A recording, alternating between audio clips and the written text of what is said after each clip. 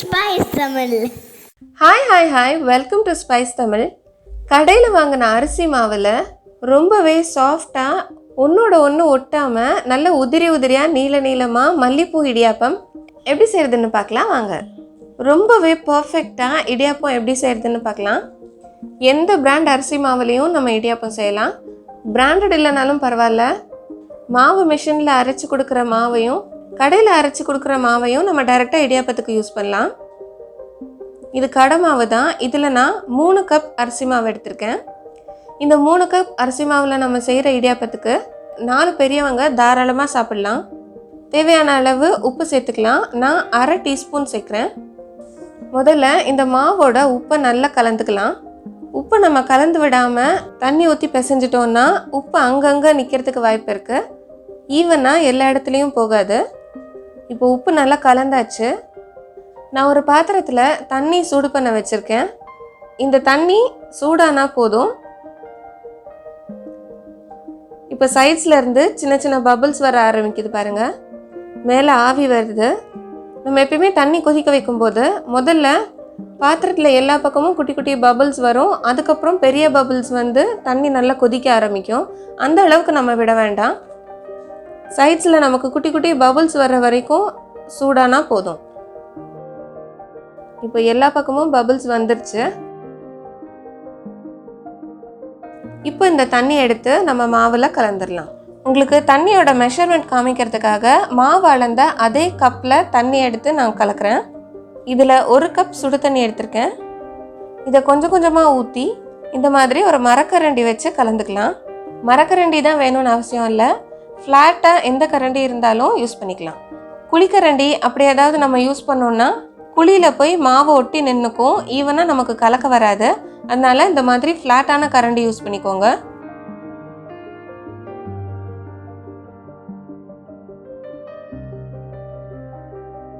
இப்படி கொஞ்சம் கொஞ்சமாக நம்ம தண்ணி ஊற்றி கலந்துட்டே வரும்போது ஒரு பக்கம் மாவு நல்லா ஒன்றா சேர்ந்து நிற்கும். சைட்ஸில் எல்லாம் மாவு இன்னும் ஈரமாகாமல் அப்படியே இருக்கும். அதை நம்ம திருப்பி மேலே விட்டு தண்ணி படாத இடத்துல கொஞ்சம் கொஞ்சமாக தண்ணி விட்டு நம்ம கலக்க ஆரம்பிக்கலாம்.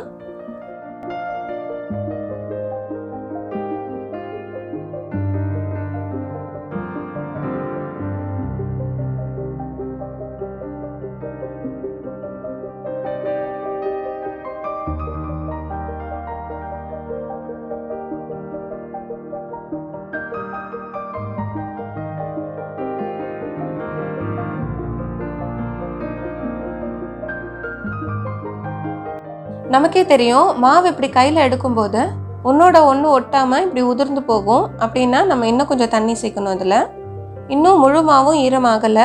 அதனால் இன்னும் கொஞ்சம் தண்ணி எடுத்துக்கலாம். இன்னும் 1 கப் தண்ணி எடுக்கிறேன். எல்லா மாவும் ஈரமாகி ஒன்று சேர்ந்து வர்ற வரைக்கும் கலக்கலாம். நம்ம கேக் பேட்டருக்கெல்லாம் cut and fold method use பண்ணுவோம்ல, அதே மெத்தட் தான் இதுலேயும் யூஸ் பண்ணணும்.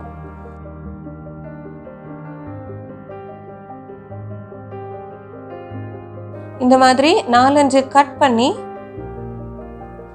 சைட்ஸ்ல இருந்து ஒரு ஃபோல்ட் பண்ணிக்கலாம். இந்த மாதிரி கட் அண்ட் ஃபோல்ட் மெத்தடில் நம்ம கலந்தோம்னா இடியாப்பத்துக்கு மாவு ரொம்ப ஈஸியாகவே கலந்துடலாம். இதில் நான் 1/2 கப் தண்ணி சேர்த்துருக்கேன். இப்போ மாவு எல்லாம் ஒன்று சேர்ந்து வந்துருச்சு.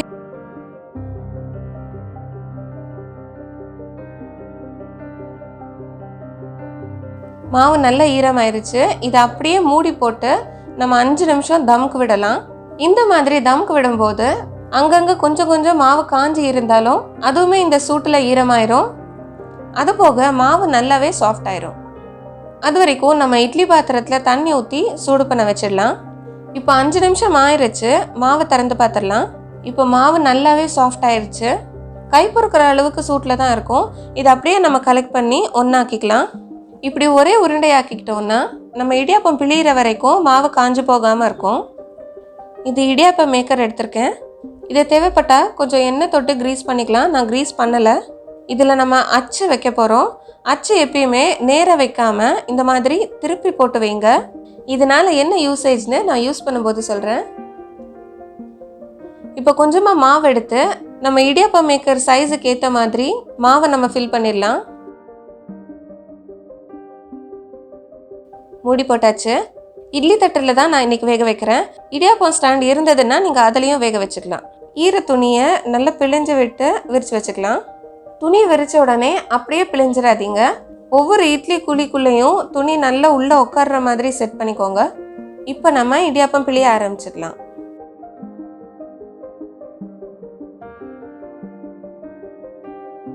ஃபுல்லாக பிழிஞ்சாச்சு. இப்போ நம்ம இதை ரீஃபில் பண்ணும்போது மூடியை நம்ம எடுக்கும்போது அச்சும் சேர்ந்து வந்துடும். நம்ம அச்சை நேராக போட்டிருந்தோம்னா அச்சை நம்ம பிரித்து எடுக்கிறதுக்கு ரொம்பவே கஷ்டமாக இருந்திருக்கும். நம்ம தலைகீழ போட்டதுனால நடுவில் ஒரு சின்ன கேப் இருக்குது. அது வழியாக நம்ம அச்சை எடுத்து செகண்ட் டைம் ரீஃபில் பண்ணிக்கலாம். இதே மாதிரி ஒவ்வொரு தடவையும் அச்சை தலைகீழ போட்டு யூஸ் பண்ணணும். இப்போ இடியாப்பம் பிழிஞ்சாச்சு. இட்லி பாத்திரமும் சூடாயிருச்சு. தண்ணி நல்லா கொதிச்சு பாத்திரம் நல்லா சூடாக இருக்கணும். அப்போ தான் நமக்கு இடியாப்பம் ரொம்ப சீக்கிரமாக வேகும். இட்லி பாத்திரம் சூடாக இல்லைன்னா நமக்கு இடியாப்பம் வேகிறதுக்கு ரொம்ப லேட் ஆகும். உதிரியாகவும் வராது. இப்போ பிளேட் வச்சு மூடி போட்டு ஹை ஃப்ளேமில் மேக்ஸிமம் 5 நிமிஷம் போதும். இடியாப்பம் சூப்பராகவே வெந்துடும். இட்லி பாத்திரத்தில் 2 பிளேட்ஸ் இருக்கும். ஒவ்வொரு பிளேட்டாக வச்சு வேக வைங்க. இடியாப்பம் சீக்கிரமாகவும் வெந்துடும். ஒரு பிளேட் வேகிற வரைக்கும் அடுத்த பிளேட்டில் நம்ம இடியாப்பம் பிழிஞ்சு ரெடி பண்ணி வச்சுக்கலாம். நம்ம இடியாப்பம் பிழியிற கேப்பில் ஒரு பிளேட்டில் இருக்கிற இடியாப்பம் வெந்துடும்.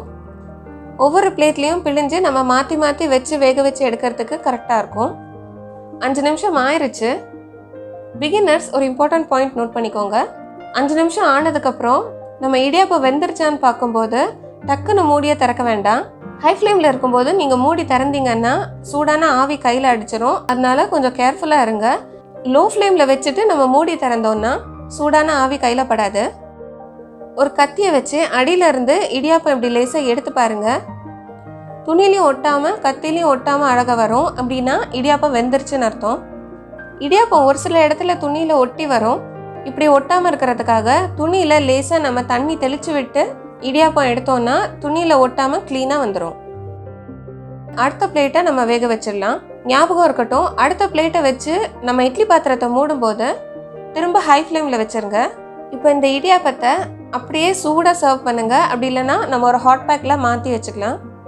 இப்போ சுட சுட மல்லிப்பூ இடியாப்பம் சூப்பராக ரெடி ஆயிடுச்சு. இதை 2 விதத்தில் சர்வ் பண்ண போகிறோம். கடைசி மாவு எடுத்து இடியாப்பம் பிழிஞ்ச உடனே இடியாப்பம் மேக்கர் எல்லாமே இந்த மாதிரி டிஸ்மேண்டில் பண்ணி அதே பாத்திரத்தில் விட்டு உடனே தண்ணி ஊற்றி ஊற வச்சுருங்க. முடிஞ்ச அளவுக்கு உடனே கழுவி வச்சுருங்க.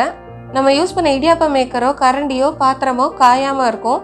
நமக்கு க்ளீன் பண்ணுறதுக்கும் ரொம்பவே ஈஸியாக இருக்கும். இப்போ சுட சுட மல்லிப்பூ இடியாப்பம் சூப்பராக ரெடி ஆயிடுச்சு. இதை 2 விதத்தில் சர்வ் பண்ண போகிறோம். முதல்ல ஆவி பறக்க இடியாப்பம் வச்சு சர்க்கரை இல்லைன்னா வெல்லம் சேர்த்து நல்லெண்ணெய், அதில் தேங்காய் பூ சூடாக கலந்து சாப்பிடலாம். டேஸ்ட் அருமையாக இருக்கும். 2வதாக சூடான இடியாப்பத்தில் தேங்காய் பால் வச்சு நம்ம சர்வ் பண்ண போகிறோம். மிக்ஸி ஜாரில் தேங்காயோட 2 ஏலக்காய் சேர்த்து நம்ம அரைச்சி தேங்காய் பால் எடுத்தோம்னா தேங்காய் பால் நல்ல வாசனையாகவும் இருக்கும். டேஸ்ட்டும் சூப்பராக இருக்கும்.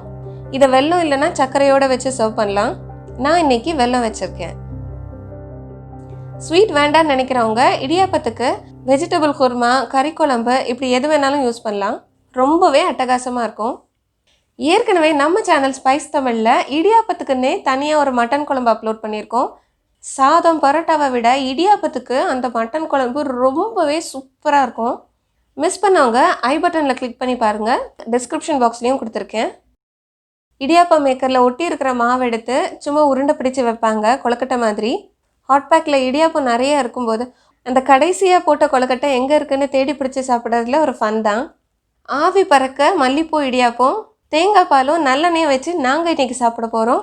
நீங்களும் உடனே போய் ட்ரை பண்ணி பாருங்கள். ட்ரை பண்ணிவிட்டு உங்கள் ஃபீட்பேக் என்னன்னு எனக்கு கமெண்ட் செக்ஷனில் சொல்லுங்கள். இந்த வீடியோ உங்களுக்கு பிடிச்சிருந்ததுன்னா லைக் பண்ணுங்கள், உங்கள் ஃப்ரெண்ட்ஸோட ஷேர் பண்ணுங்கள். சப்ஸ்கிரைப் பண்ணாதவங்க சப்ஸ்கிரைப் பண்ணிவிட்டு பெல் ஐக்கனில் ஆல் ஆப்ஷன் தட்டி விட்டுருங்க. மீண்டும் ஒரு நல்ல வீடியோவில் சந்திக்கலாம். தேங்க்யூ.